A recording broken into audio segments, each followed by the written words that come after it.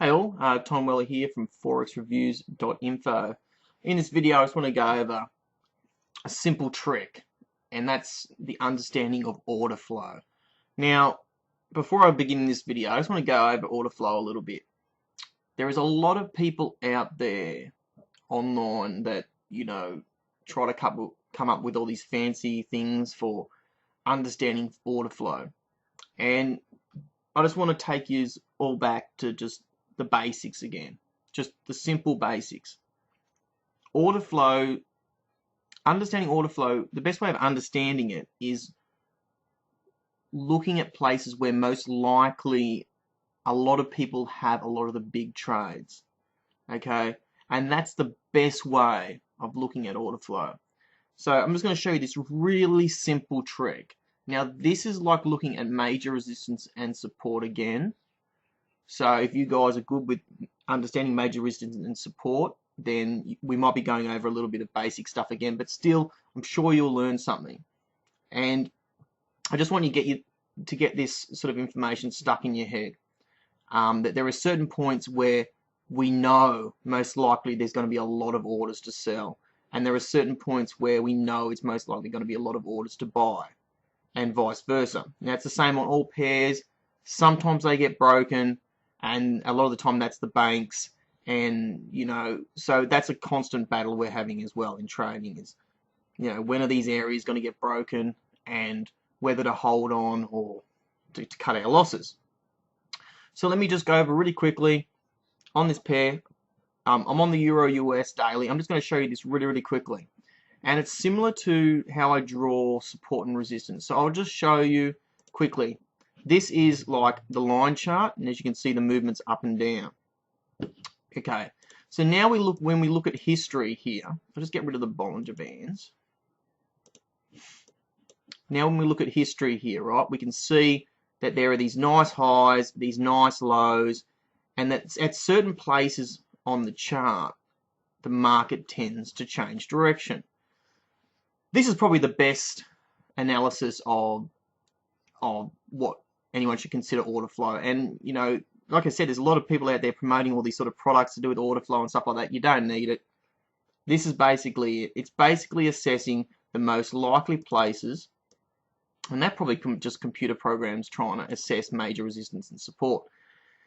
You're just looking for most likely places where most people would be putting in levels to order buys or to order sells. So let's look at some recent order flow assessment. First of all, right,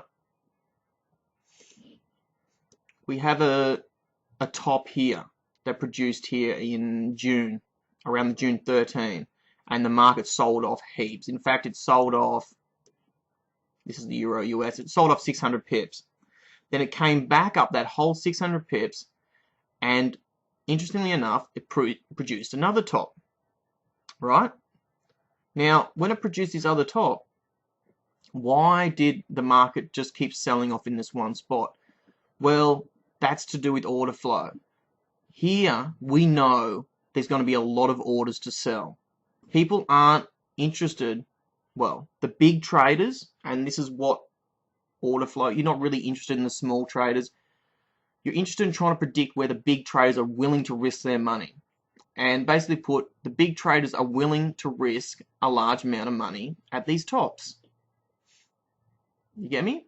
So 134, where it had fallen a great deal, the big traders are willing to risk selling, right? And they're willing to risk selling big amounts of money. Now, you might not know this as well, so all these orders to sell, when the market drops down and just keeps dropping, how do you know when these guys have taken profit? Well, when you get a retracement. Just recently we got this nice retracement on the Euro US where it's coming back up. Now, a lot of these traders, when they sell on these big pairs, they take profit somewhere. It looks like they took profit around 131, as an example on this pair. So they took the pair down, say they put an order in to sell at 134, which is what it looks like. They took profit around 250, 270 pips. And the market just had a bit of a relief. This is what we call a relief rally in a trend, right? And if the market just keeps trending, unless of course they decide not to sell into this relief rally, the market should continue on its way. Now what they do is a lot of the time they'll wait for it to get to next structure, right, to sell again, so that they're not risking as much pips. They're actually just risking a little bit of their profit from their previous trade. So that's why the Fibonacci, the 50% to the 61.8, gives them another nice relief to be able to get in again. So we know that when in a trending situation, the 50 to the 61.8 is usually when these big traders get in again. Like I said, it's always good to wait for price action on the 4-hour, daily, 1 hour, and look for weakness in the pair when you're looking for a downward continuation move. But what I'm trying to get you guys in the habit of is looking for areas where the big guys are putting in orders to sell or buy. As an example, when you look down here, and a lot of people just go, oh yeah, that's support, that's support. That's great. It's support, but it's also an area of support that is different to just all the other areas of support. This is a very low support, and it's an area where the big traders tend to buy. Now, if you want to get into the mindset of the big traders, you're just going to be looking at these zones to trade. You're not going to be interested in trading the in-between zones that much. Okay? So what I'm trying to say is identifying these major resistances, these major supports, in order to understand the order flow. Where are people willing to risk the most amount of money? And that's basically it in a nutshell, guys.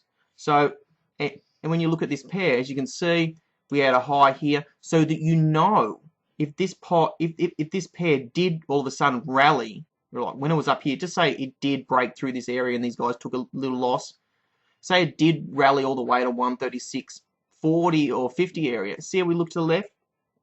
Do you think that a lot of people would put in orders up here to sell?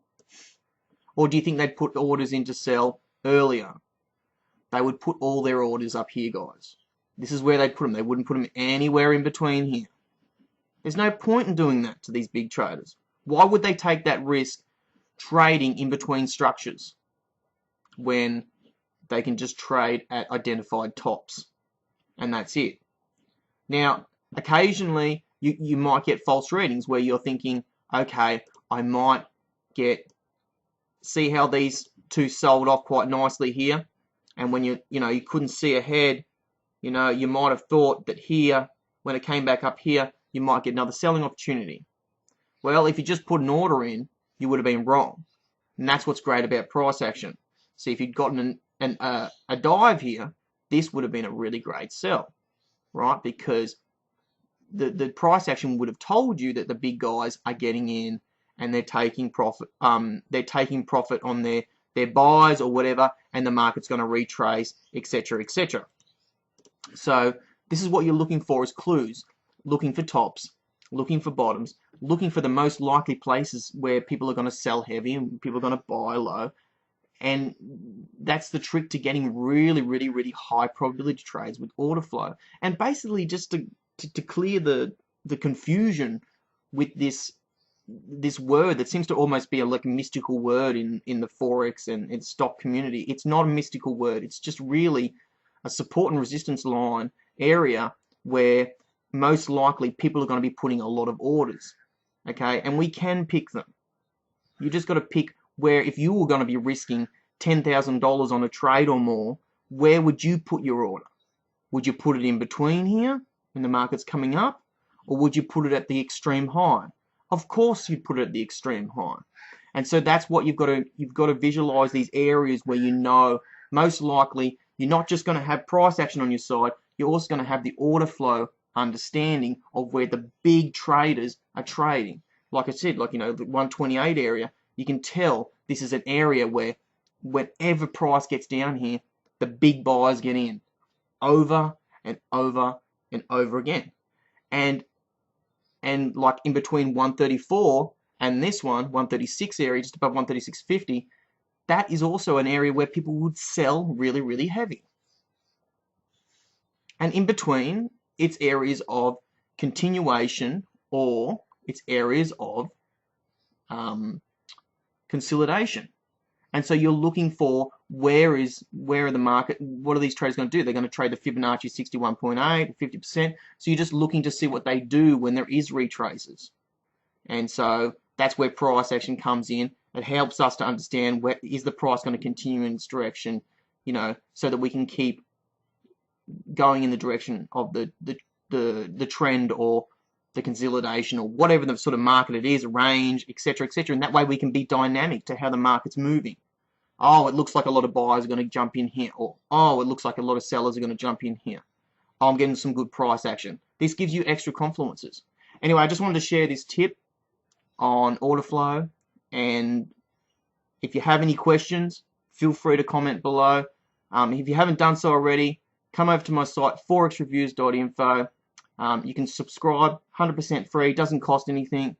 And yeah, you just add your name and email. Like I said, it doesn't cost anything. And yeah, have a great trading week, guys. And I'll speak again soon. Okay, bye for now.